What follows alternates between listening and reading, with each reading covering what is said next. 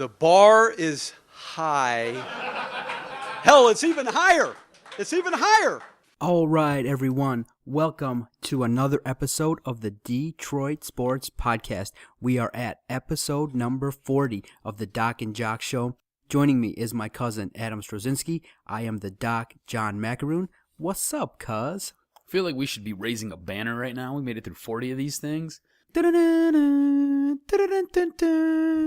hoist that thing high into the rafters.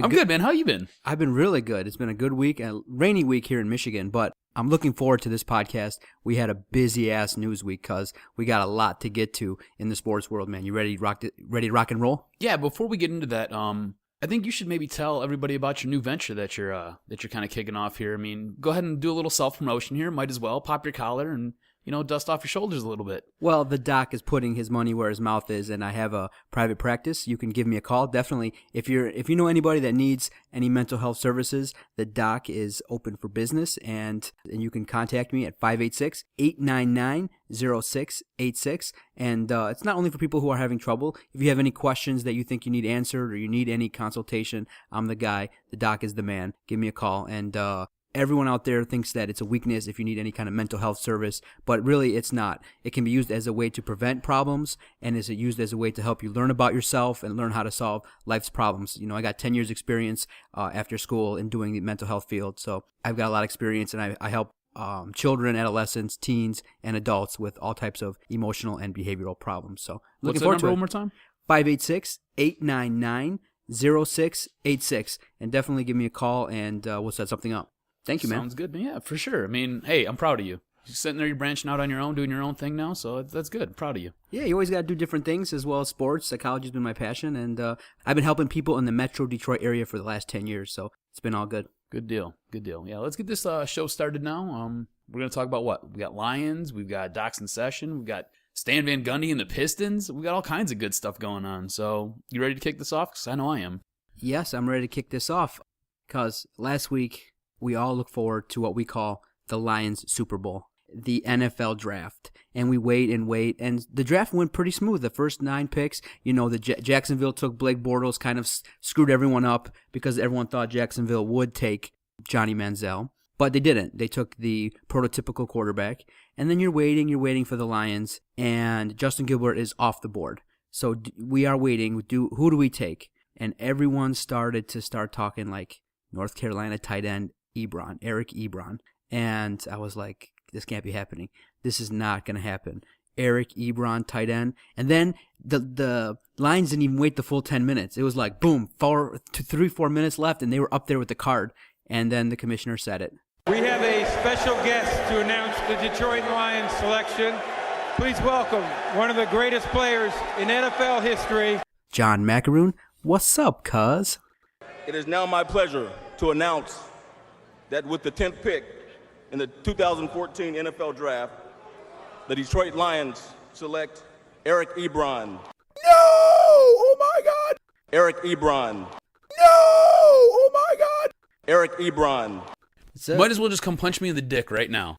The Lions took the tight end in the first round. Despite all the needs, despite all the problems that the Lions have in the secondary on defense, they chose who was the best player they believed on their board, Eric Ebron, pissing everyone off on Twitter, at least that I know. Everyone was like, same old Lions, this is a horrible pick. But there are some people now, as the week has gone by, that have kind of turned the page and said, you know what? We now have several offensive threats. Who are they going to cover? But, I'm going to reserve my comments because I know. Oh, stop. I can't take it anymore. I know what's coming, cuz. Stop. Stop. Let us have it. What do you think about the draft? This was horrible. I took a Twitter vacation because I couldn't handle it. It was awful. This was a garbage pick. You just flushed your first round pick down the toilet. I don't care if this guy is like Vernon Davis. I don't care if he's like Jimmy Graham, I don't care if he's the next Rob Gronkowski. I don't care. You don't ever draft a tight end in your first round. Not when you have pressing needs at corner, safety, linebacker. The only thing that you're kind of set at is your defensive line, and that's going to go kaboom next year because you're going to probably let Sue walk, and because he doesn't want to be here. It's pretty obvious. He hasn't even bothered to try to restructure. And then Nick Fairley, you're not picking up his fifth-year option, so he's probably gone. So the only thing you might have is you have Ziggy Ansah and then whoever else is filling in on the other end. So your defense, you don't have a defense. So you just waste, oh my God, there's so many directions I want to go right now. Okay, first let's start like this. You never take a tight end in the first round. You just don't do it. The only time you might consider it is if you know that player is going to be Tony Gonzalez. And even then you don't do it. Where was Jimmy Graham taken? Jimmy Graham was taken in the third round. All right? Antonio Gates wasn't even drafted. All right? So you could pick up guys who are great for tight ends anywhere and everywhere. Why the Lions go out and pick up a tight end after they just gave Stonehands Pettigrew a 4-year contract is besides me. I don't know why. On top of it, you've got a guy who is ginormous and is a red zone threat in Joseph Fourier. You're going to go out and how many tight ends are you allowed to have on the field at one time? There's a question for you. Are we allowed to have 13, 14 guys and have 4 tight ends just roaming the earth? Because last time I checked, you're not allowed to do that. So unless you're going to sit there, you're going to line up Eric Ebron, Stonehands Pettigrew, and you're going to sit there and you're going to place Joe Fourier on the field all at the same time, what are you doing? Why are you doing this? It doesn't make any sense to me. On top of all that, let me ask you this question. How many North Carolina games did you watch? How many did you watch this year? Since Butch Davis left and he's no longer the coach of North Carolina, I don't watch that. Exactly. You don't watch them. Do you know why? Because they're in a basketball conference. They're in the ACC. It's a basketball conference. It's a weak football conference. So you're going to tell me that a guy who caught 3 touchdowns, mind you, he's supposed to be a physical freak, but he only caught 3 touchdowns last year. He caught 3 touchdowns last year in a garbage-ass conference like the ACC. You mean to tell me that he was worthy of a first-round pick? Top 10 overall? When you've got gigantic craters on defense. This was Martin Mayhew snubbing his nose at every Lions fan there is, saying, I'm the smartest guy in the room, and this is what we're doing. We're going to have a balls-to-the-wall offense because our defense is going to blow. So unless you're going to put up 75 points a game, we probably aren't winning shit. Okay, cuz now I understand. They went with the strategy, like you said, like we talked about. Eric Ebron, 6'4", 245, was likely the best player on their board. So they looked He had 3 touchdowns all last season in the ACC. The ACC is crap for football. Is there any scenario in which you in terms of his performance, that you would make you say, okay, I'm happy with this pick this season? If he performs and is an end zone threat, if he becomes a defensive matchup nightmare, would you say, okay, you know what, this was a good pick?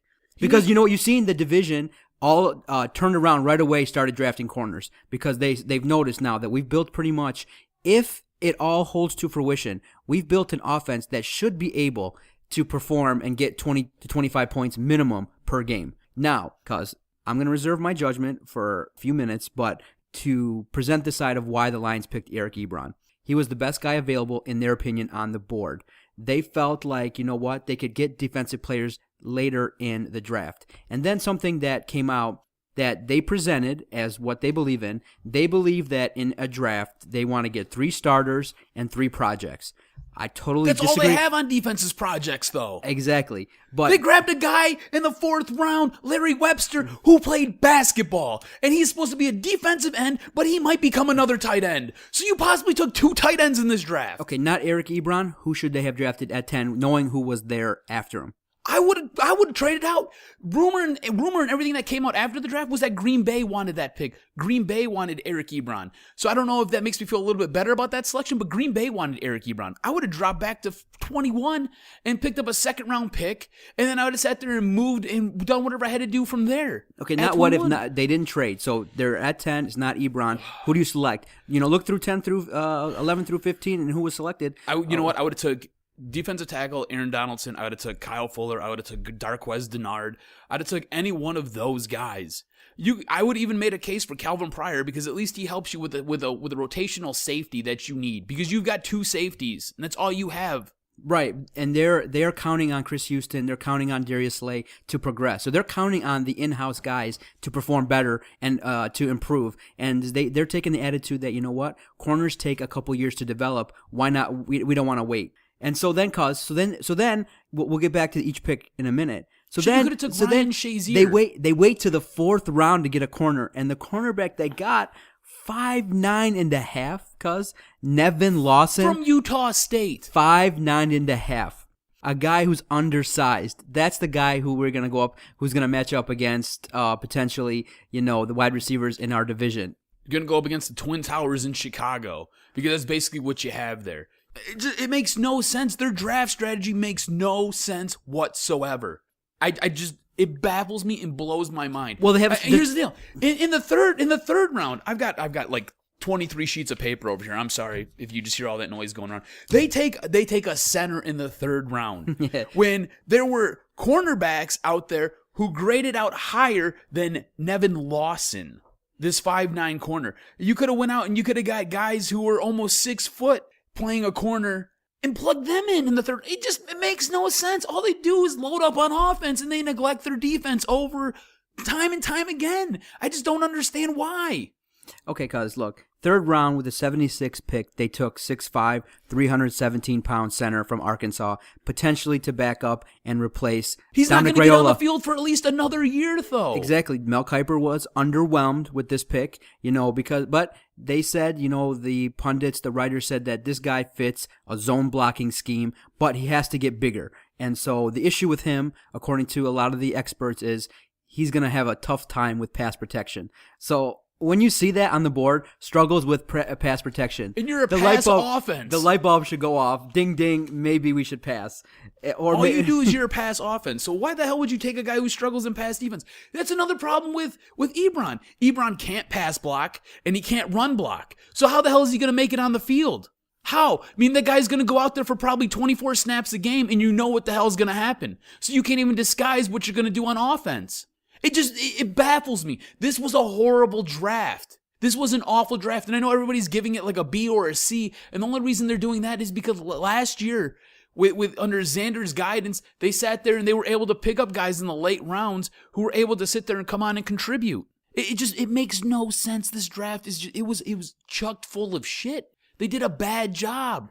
It just really seems like Martin Mayhew is thinking he's the smartest guy in the room again. It just his arrogance just gets in the way of what can help build this team and make this team better. Yeah. I just don't get it.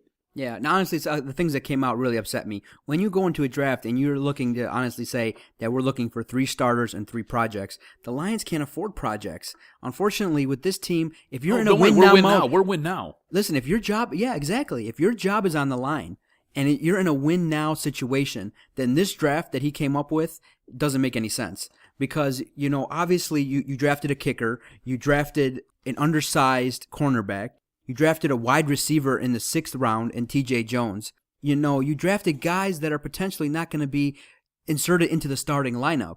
And you look at teams like New England, you look at teams that are successful in the league, they find diamonds in the rough in the 6th round and later.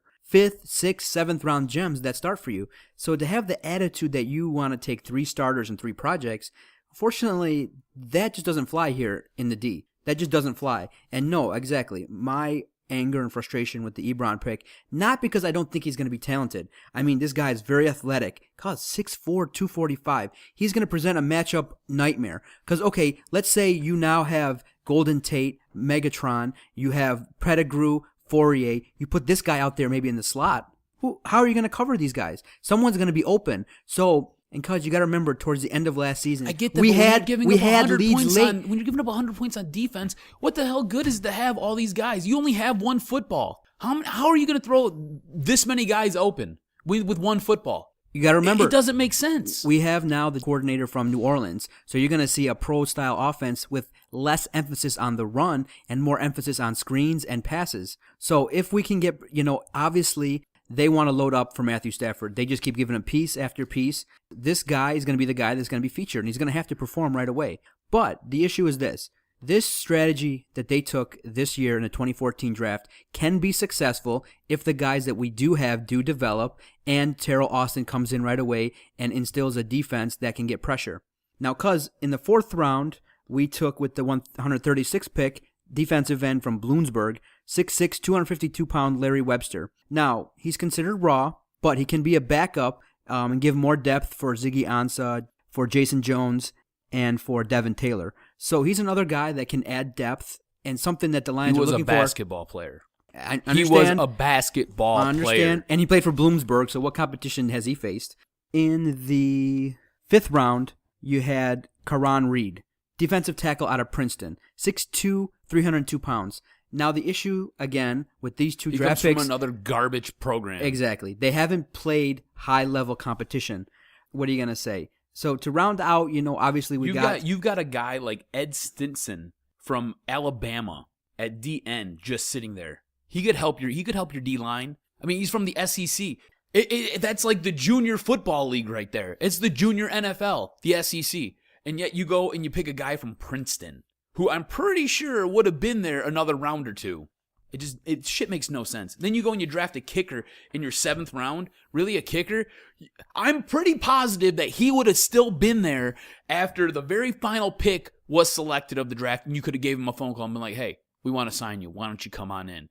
Instead, you're going to sign a kicker when you could have sat there and you could have got some other type of help. You could have went out and you could have picked up freaking Michael Sam, for Pete's sake, and there's a project for you who probably will sit there and get into the league and will be helpful for the St. Louis Rams on that defensive end. And that guy's got they're so loaded on the defensive end over in St. Louis. So he might only sit there and see a few packages and might see a few plays every game. But I'm pretty sure that he would have probably contributed a lot more than going out and just drafting a kicker in your 7th round. So Kyle Van Noy does nothing for you? 2nd round with the 40th pick? He's the only one. And the problem that I have with him is they gave up a buttload to get him. They moved up, they flip-flopped their 2nd round pick. They gave up a 4th, and they gave up another 7th to get him. So you gave up a truckload to get this guy when you've got a ton of holes on the back end to still fill. So he's the only pick that I can wrap my brain around and say, yeah, that was a solid pick. That was a solid move.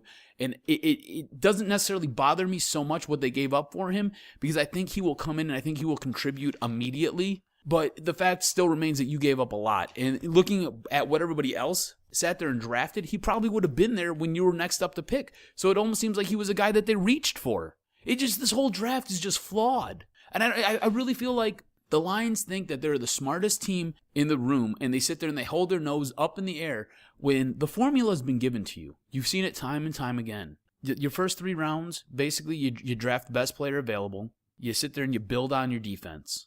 And once your defense is complete, you sit there and you put pieces in on your offense. And if you believe so highly in your quarterback, like they do in Matt Stafford, he should be able to build and create a receiver. I mean, you see it time and time again in Green Bay, in our own division. You see it time and time again in Green Bay. They sit there and they just get guys, just random dudes. They just go and plug off the street, and you give them to Aaron Rodgers, and Aaron Rodgers turns them into household names, guys that we're taking in our fantasy draft. But you can't do it with Matt Stafford? You mean to tell me all that potential and all that strength in that arm and everything good that everybody talks about Matt Stafford, and Matt Stafford can't create us a goddamn receiver? I mean, all you got to do is just be able to run routes and have a little bit of speed. You don't even got to be fast. You just got to be a little bit quick.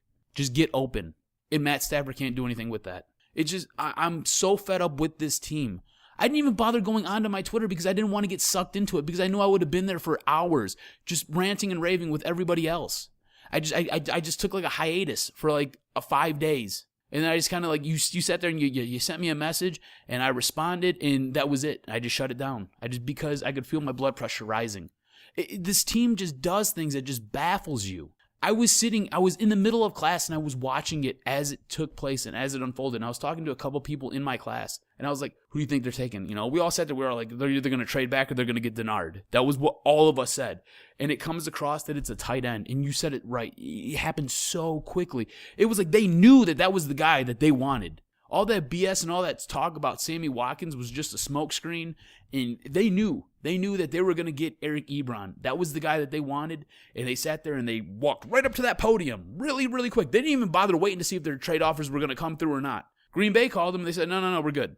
You mean to tell me that Clinton Dix wouldn't have been great on this team as a rotational safety working his way into the starting lineup probably in a year, maybe 2? I mean, really? Eric Ebron? Get the hell out of here, man.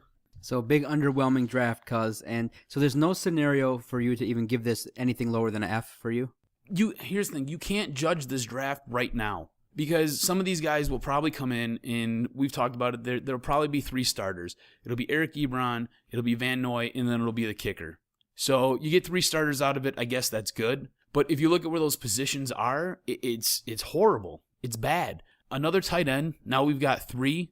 This Larry Webster might be 4 because he might play tight end. There's speculation and talk about that. So you end up with a couple tight ends. You get some guys who are monster projects, and you end up with a kicker. I mean, looking at it like that, yeah, it's an F. If these guys turn around and you get something decent out of it like Larry Warford last year, I mean, yeah, of course, at the end of the year, it moves your draft grade up. You can't really sit there and you can't give it a finite grade until you see what the hell actually happens on the field. But this draft was very underwhelming, very frustrating, and very upsetting. Like, I almost broke my computer in the middle of class. Like, I almost picked it up and slammed it. I, walked out of class, I walked into the bathroom, and I just screamed, and I punched the wall. That's how upset I was. Like, seriously, I was so frustrated and so pissed off with that first-round draft pick. I just almost lost my mind. Yeah, because I was very disappointed.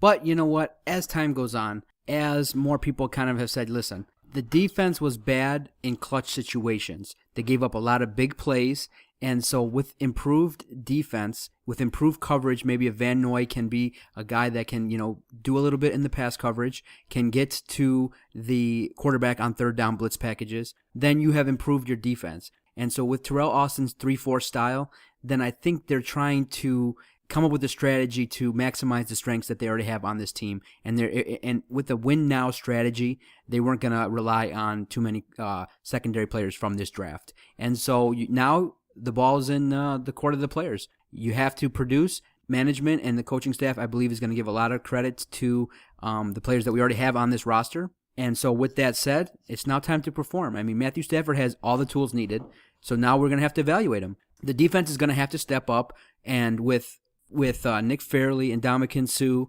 Ziggy Ansah, and returning Jason Jones, then this defensive line should be able to stop the run and put more pressure on the quarterback. That's the biggest thing. Get to the quarterback, reduce the effectiveness of the quarterback in passing, and then, with that said, when we get the lead late, you're going to have to see, because you could have had impact players in the defense. You chose not to take them. So he's rolling the dice. I just think he's going to come up snake eyes. You know what? He stuck with the strategy that they're taking the best player despite need. And that'll be something that we'll talk about more in terms of that. I think that's just an awful strategy. When you have this many needs on defense and everybody knows it, I think you should have drafted exclusively almost on defense. To take the wide receiver from Notre Dame, TJ Jones. Awful. TJ Jones, a 5'11 wide receiver. People will say, okay, that's a great pick. He can be in the slot. Another wide receiver? Come on now. You already have a slot guy with Golden Tate. So why are you going to take another slot guy?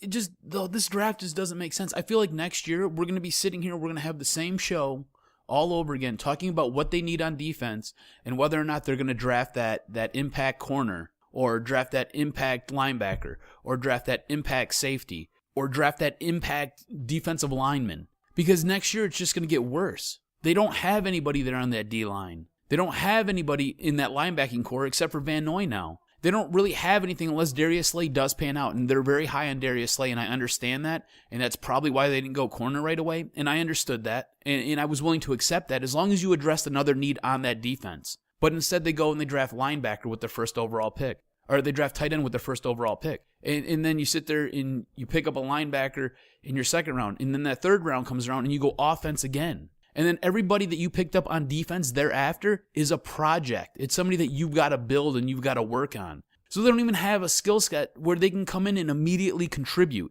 It just doesn't make sense. It's so perplexing how this team does things. You know what? The only good thing I can say about this is maybe Mayhew will get fired. Maybe this team will, like you said, roll the dice and come up snake eyes, and maybe they'll be bitten, and maybe Mayhew will get fired. And then we can usher him out, and maybe then we can usher in the new regime. And hopefully that new regime has Xanders at the head of it.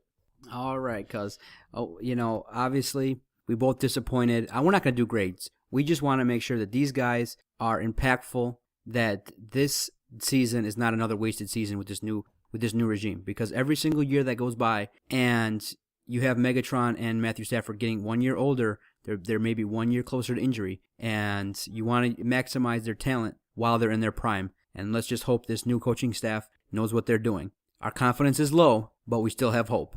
At least I do. I hate this team. All right, everyone. Stay tuned. Hopefully we might have a chat with Sonja Greenfield at Mom23RN on Twitter talking about the Lions draft.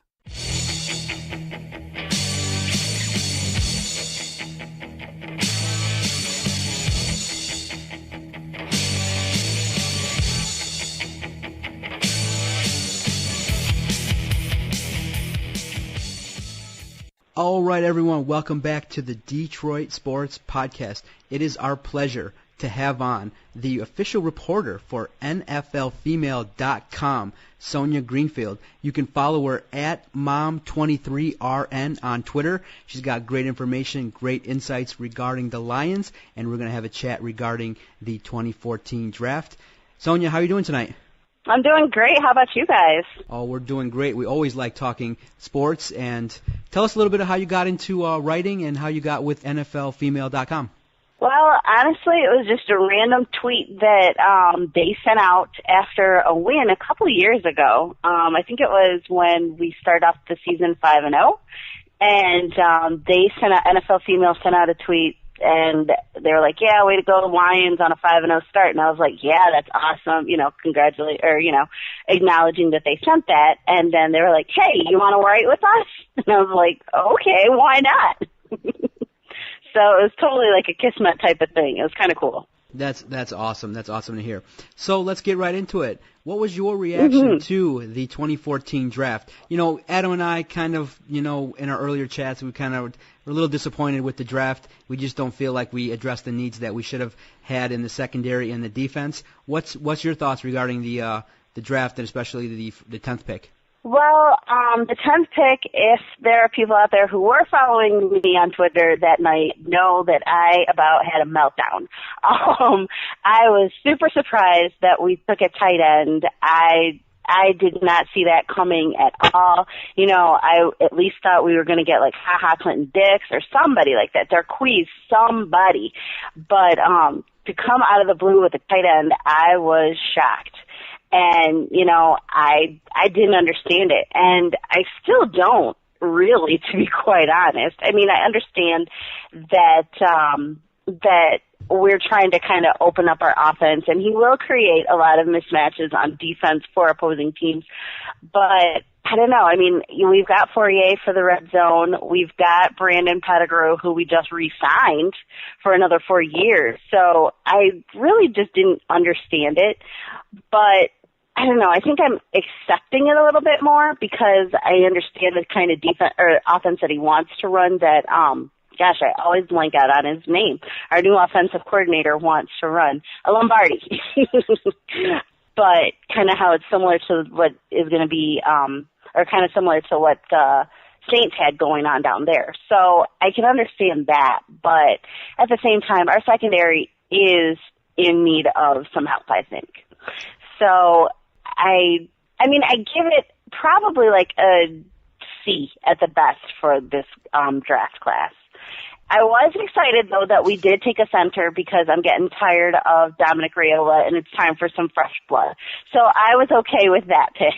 Other than that, I was just surprised by the taking of Eric Ebron. Not that I don't think he's going to be a good player, but I was just super surprised that we took him. So then we all wait. Okay, what round are we going to get a cornerback in? What round? And they go with the fourth round with a 5'9" cornerback, Nevin Lawson. I was like, come on, 5'9"? Do you understand the receivers that we got in the division? You got Brandon Marshall. You got Jennings. Exactly. 5'9"? Seriously? Alshon Jeffries. I mean, it's not pretty. It's not going to be pretty. I don't know. I didn't understand that pick at all. I don't know. I'm just not 100% satisfied. I think there's work that could have been done, that we could have done a little bit better. And, a lot of people are also saying, they're like, well, we do have the guys from last year. And yes, we do. We have Darius Slay, and he's an improvement, I think, but he did injure his knee. But we don't know how he's going to come back after that. And we did pick up what's-his-face, Ed Debo from Baltimore. So I think there's that, but still, I do think we need a few more new names on our secondary. That's probably my biggest concern. Do you think that this draft from Martin Mayhew was basically him just kind of snubbing his nose at all of the fans and in all of the media who basically speculated on what their draft needs were? Mm-hmm. I think so. I think he was more so like, I mean, the best player available is what he went with, and it was just like, I'm the GM here, and I'm making the decisions, and this is what I want, and, you know, forget what we need, but this is what I want. I kind of see how he was doing that. But I also think, yeah, that he just went with the best player available and didn't quite address 100% our needs. So I think, yeah, he was kind of snubbing his nose at us, which in a way is kind of interesting because I think that is going to, I don't know, hopefully it doesn't cost him his job, but I think if we're not in the playoffs this year, it just might. Hopefully it does cost him his job. You can go ahead and say it. I'll say it for you. That seriously, that draft it felt almost like we were reliving the Matt Millen era all over again because of the players that he took and just where they were at and what he drafted, when he drafted. It had me perplexed. I seriously, I ranted on our podcast here for probably a good 20 minutes about it. The whole draft had me frustrated. I was very upset. Exactly. I was trying to see the bright side of it, and there's very few. I think probably the brightest side is that we had a center, and because I hate Dominic Raiola, and anybody, once again, who on Twitter follows me knows that I can't stand Dominic Raiola. What do you think was the worst pick of this draft? Was it the 10th overall pick taking a tight end? Was it the 7th pick or the 7th round pick, a kicker? Or was it possibly taking a 4th round guy who might be a tight end, might be a DN? He was a former basketball player. We really don't know what he is. I mean, what do you think was the worst overall pick, and what do you think was the best overall pick from this draft for the Lions? The best overall might actually end up being Kyle Van Noy. I think that he might actually be able to kind of, I don't know what they see in BYU players, but I think that they might have that defense, that those defensive ends coming at us pretty good, or coming at opposing quarterbacks pretty good. So I think that was probably the best pick. The worst pick of the draft, I would have to say, would be that hybrid tight end basketball DN type player. It's just like, what are you guys thinking? What? I'm hoping that there is something that they see that none of us do, and this is going to come out to be pretty good. But it's hard to see what they're thinking, and it's hard to understand their thought process this whole entire draft. And so, like, it just started with the first pick, and it was just like, what are you guys thinking? What's going on in that mind of you guys? And it was crazy. So I don't know. I'm just not 100% sold on this draft yet. Yeah, so Larry Webster will not be on our list to make the Pro Bowl next year in his rookie season. No. Exactly. Now, of course, Martin Mayhew will never win a press conference. He is so dull and so boring. But he had the gall to come out and say that his draft strategy is, and his beliefs are, you want 3 starters and 3 developmental players.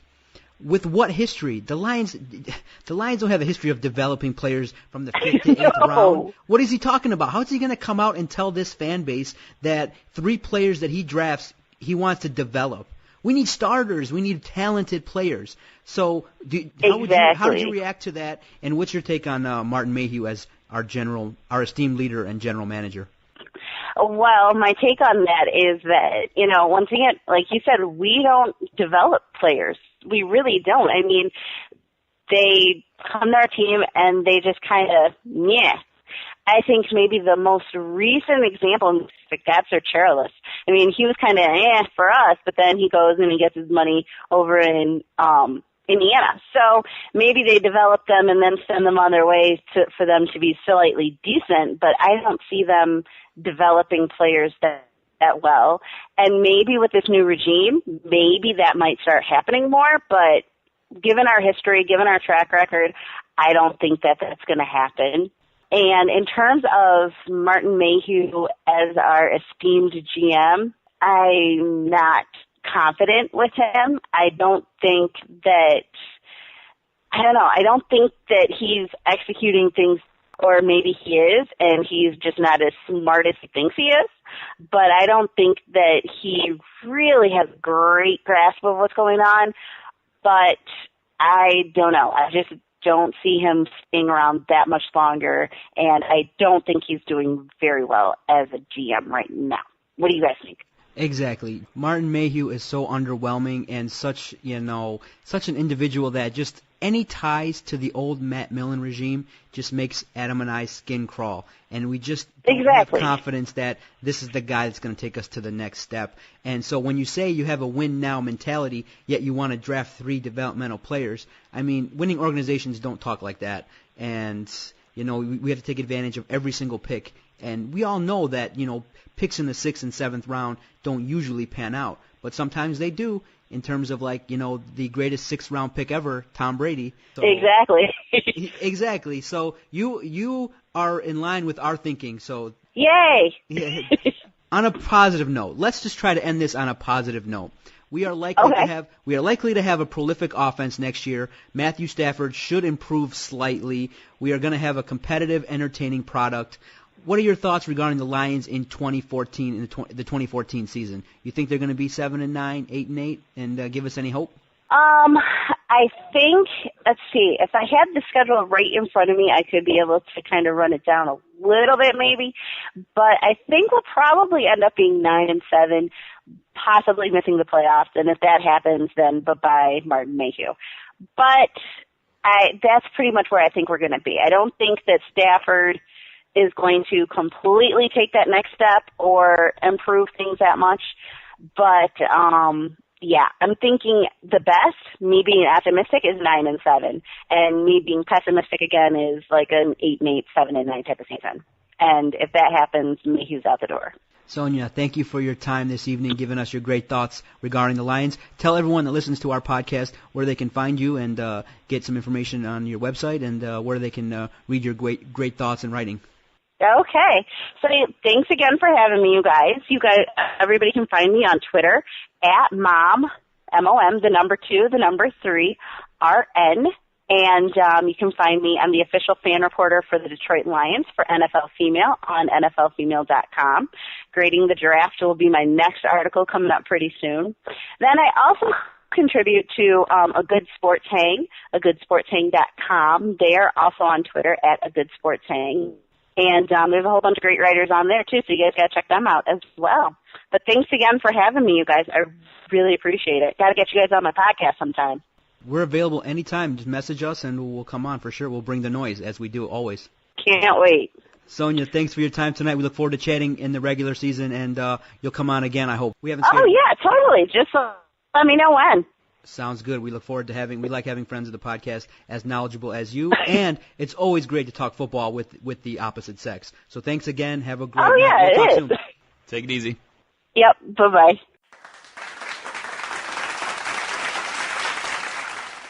Oh, we want to thank Sonja. Oh, she brought us some interesting information regarding her takes, and definitely check out their website at NFLfemale.com. Great information from the female perspective. Very interesting. Stay tuned. After the break, we are going to play a round of The Doc is in Session. Stay tuned.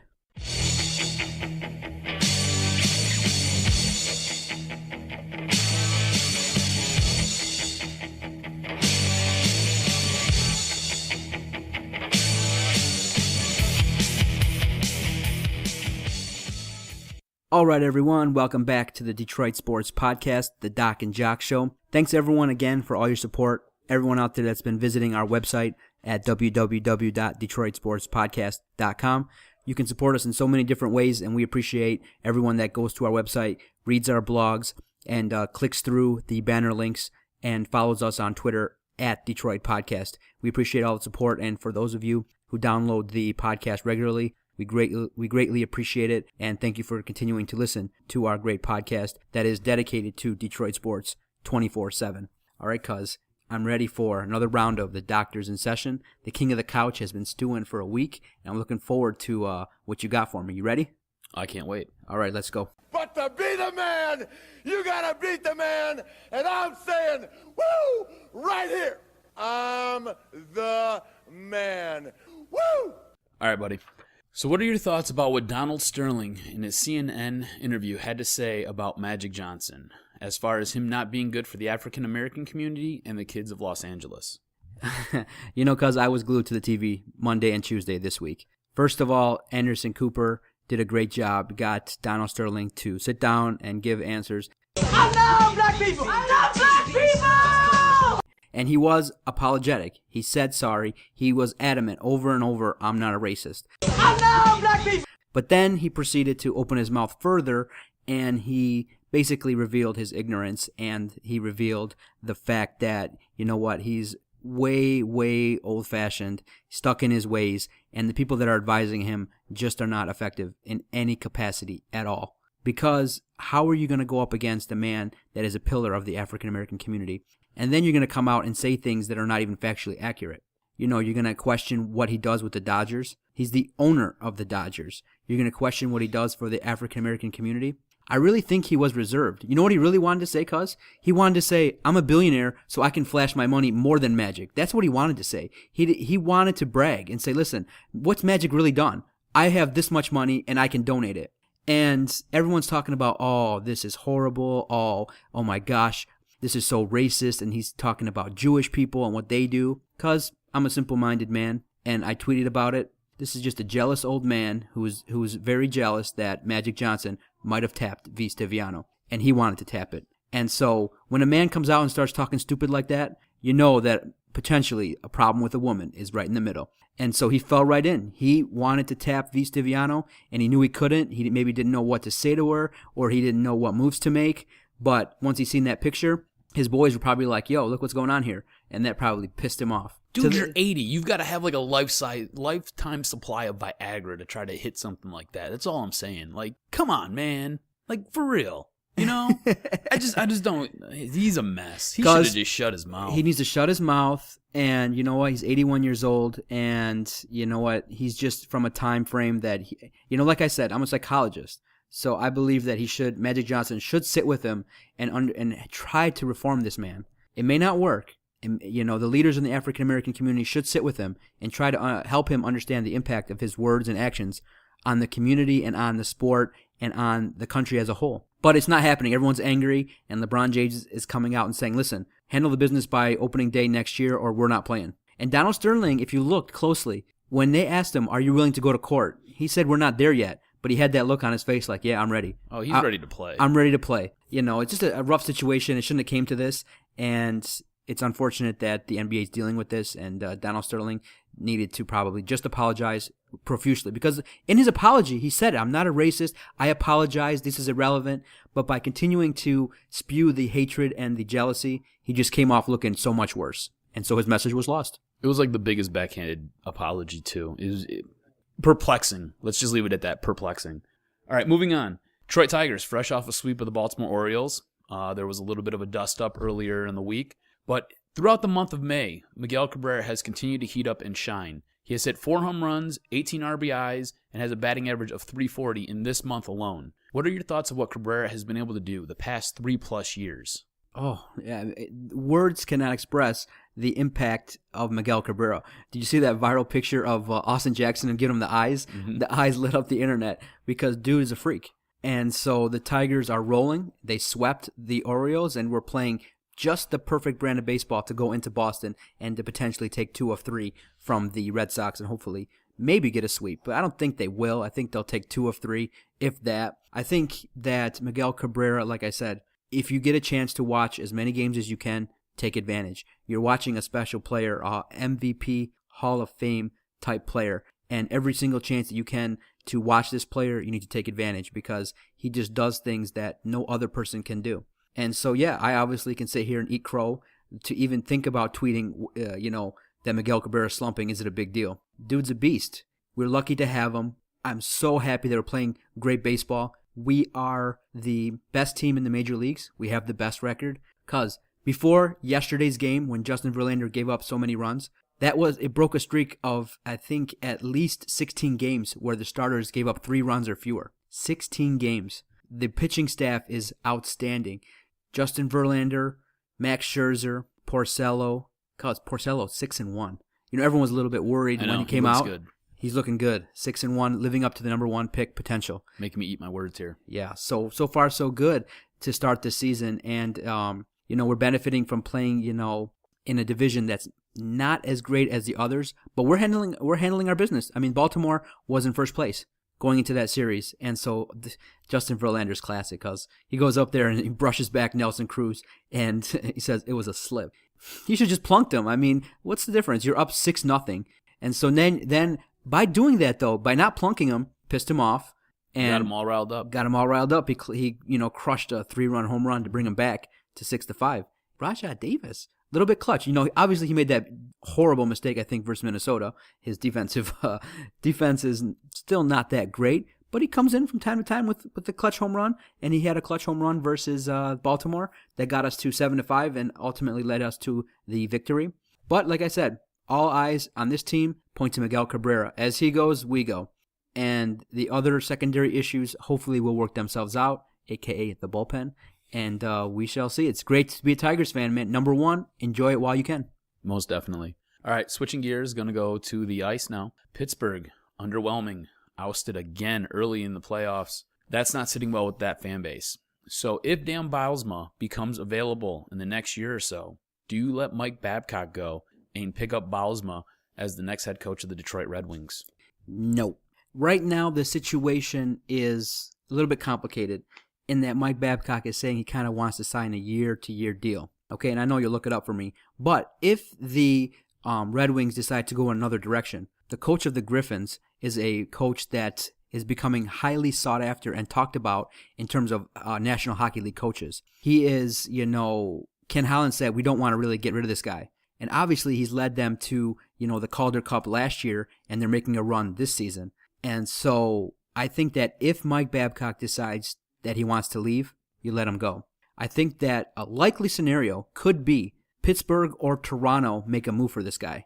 Pittsburgh may roll the dice one more year with Bylsma and to see, because he's won the Stanley Cup and he's a guy that's gotten him into the playoffs. This season, he may get away with it because the Rangers obviously were moved by the death of Marty St. Louis' mom. And so Pittsburgh was dominating 3-1. That happens, he plays Game 5, and they obviously roll Games 5, 6, and 7. And so you kind of have to say, was he really outcoached? I wouldn't say that much that he was outcoached. I just think that the tide turned after the Marty St. Louis ordeal. The team rallied together, and I don't think any type of performance would have helped Pittsburgh in that situation. We might be looking at a situation where one player's family story may unite this team enough to get them through to the Stanley Cup. These are the things that unite teams. Issues like this that brings teams together. But in terms of the Red Wings, I just think if we can keep Babcock as long as possible, obviously he's a world-class coach, but he's been here 10 years. And so sometimes when a coach stays here that long, it's just time to move on, and other teams are going to want him. I think that if Mike Babcock is not here, then the head coach of the Grand Rapids Griffins will be the next guy up. Jeff Blashill, by the way, that's the head coach of the Grand Rapids, and he's got a great record. And Ken Holland has openly stated we don't want to let this guy go. So he may be up as an assistant, or he may be next in line if Babcock is gone. Interesting. I thought for sure you were going to go the opposite way there and say, yeah, you're going to go after Bylsma and let Babs go. But it's interesting. Interesting take. But it'll be interesting to see how it plays out. If it was 5 years ago, or if maybe 3 years ago, I'd do it in a second. Pittsburgh has lost to a lower seeded team, I think, in the last 4 to 5 seasons. So that's underwhelming, and right now he's not the hottest coach. He's won a Stanley Cup. He has experience, but at the same time, he's got a great group of talent. And the Wings right now are a younger team, and I think that Mike Babcock is the perfect coach for them right now. All right, very interesting. That's all I have for you, proving why you are the king of the couch. I think this goes down as another win for you. I think you have the right to wear your crown. King of the couch delivers always, cuz don't ever forget it. The king of the couch is here thinking about sports 24/7, and I'm always looking forward to talking with you about the issues related in all sports, and good questions. I look forward to the Doctors in Session and Jock Jams every week, so that's awesome. Saying never question you? Never question. Never question the king of the couch. Stay tuned After the break, we are going to talk about Stan Van Gundy. Stick and stay. We'll be right back. Every time I go out, you know I gotta show out. Every time I go out, you know I bring the dough out. Every time they go out, you know they bring their hoe out. Every time I go out, you know I bring the dough out. All right, cuz Pistons making news after Mark Jackson was let go from Golden State. And with the presence of Lionel Hollins and other candidates, the Pistons went in a different direction. They scooped up, I think a retread, but Stan Van Gundy with a 5-year deal worth $35 million, $7 million a season to be the president of the team and the head coach. And so a lot of people have come out and said, you know what, we don't really have a question as to whether this guy can coach. And the reason why people are saying that is he's got like 6 consecutive winning seasons. And so he took the Miami Heat and the Orlando Magic to great regular seasons and deep runs in the playoffs. Got to the NBA Finals in 2009. The question is this the guy that is capable of running the organization with absolutely no experience in doing that? There's only really 2 guys that have that opportunity right now, and that's Greg Popovich and Doc Rivers. And there's no question those 2 guys can probably handle it. But we got, I think they rushed this again. I think that, you know what? I like the move. I like the fact that Stan Van Gundy is going to be the head coach. I just don't like the fact that he's going to be running the organization and he's going to be picking a GM.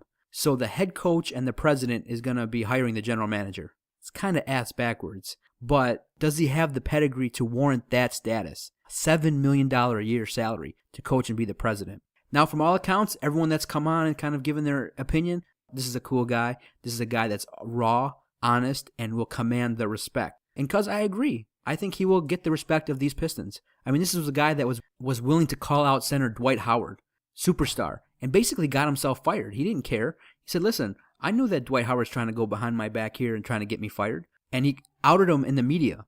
And by all accounts now, they've made up. And Dwight Howard has kind of admitted that, you know what, maybe I deserve to get called out like that. And they text each other often. And so they're friendly. And so this is a guy that has a lot of experience, with egos. He doesn't care. And so with a 5-year deal worth $35 million, he's going to get that respect. So if he struggles early out of the gate, he's not getting fired. This is the direction they've went, and I like it today. Sitting here on Thursday, I like the move. I think he will command the respect. I think he will assemble an organization that will draft good players and will build around Andre Drummond because he's got experience. He's worked with some of the best centers in the league. Shaquille O'Neal, Dwight Howard, hopefully Andre Drummond. And so what's your thoughts about the hiring of Stan Van Gundy, Stan the man in the D? I think we take a wait-and-see approach, and this might be a little bit of a cop-out. But the reason I say that is... Okay, before we get into the whole wait-and-see, first reaction, gut reaction, Stan Van Gundy's the man. What's your thought? First reaction. I'm okay with it. Okay, now tell us why, which is a wait-and-see approach. All right. I know it seems like it's a cop-out. I know it seems like a cop-out. But the guy's gone, and he's won everywhere that he's been. He carries around a 641 win percentage. I mean, the guy's never had a losing season in 8 years. So that right there speaks to his coaching ability. On top of it, you can argue that he got the best out of Dwight Howard.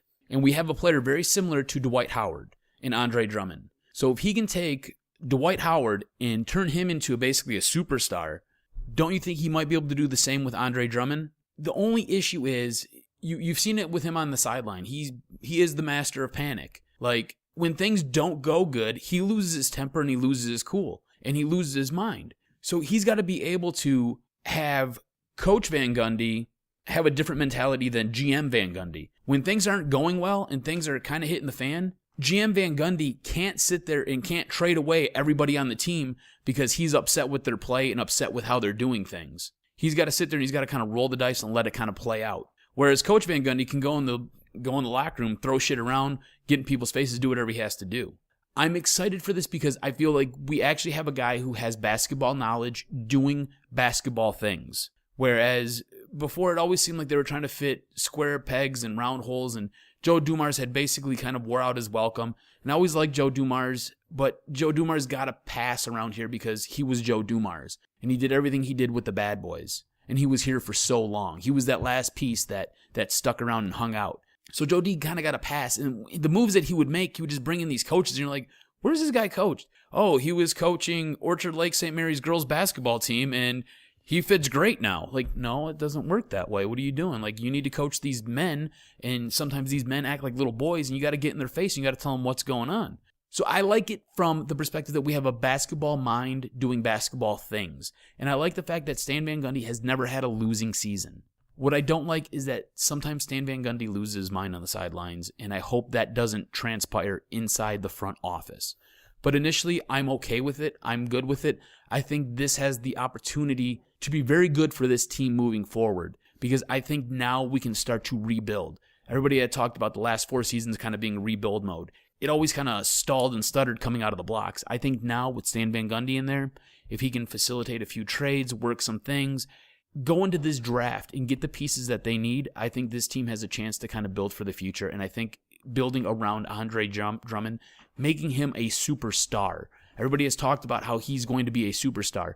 If they can sit there and they can get those rebounds up, they can get the points in the paint up, if he can work on 1 or 2 low post moves, I think he will be he will skyrocket in this league, and I think he will be the reason why you can get other players here because they want to play with him. Exactly, and so obviously he knows where the talent lies here with the Pistons, and so it'll be interesting to talk about how's he going to use Josh Smith, because is he going to be used as a 3 or is he going to be used as natural position in the 4? That'll be the first key move in terms of what Stan Van Gundy does. Does he get the respect of Josh Smith? Brandon Jennings, is he going to be a player that progresses under him, that gets better? Because obviously those 2 guys are the key. Obviously, Brandon Jennings, Josh Smith, and Andre Drummond are going to be the key. Those 3 guys have to kind of carry the Pistons. And so it'll be interesting to see how I could definitely see Josh Smith going over there and yelling at Stan Van Gundy, and Stan Van Gundy just standing there and going, "You're on the bench. That's it," and then blasting him in the media. So I think the next couple years are going to be fun because he's no holds barred. He'll probably be, hopefully, if things aren't going well with Josh Smith and Brandon Jennings, we'll call them out and light a fire under their ass and let them reach their potential.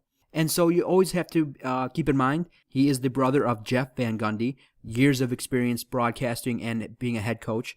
And from all accounts, Stan Van Gundy will assemble a team that he respects, that he trusts, and that can get talent in here. And so with that said, I'm happy with the move. I'm cautiously optimistic is the phrase of the day. We're cautiously optimistic that this guy can turn it around. It shouldn't take that long because the East is garbage. And you might have the East becoming worse if Carmelo leaves.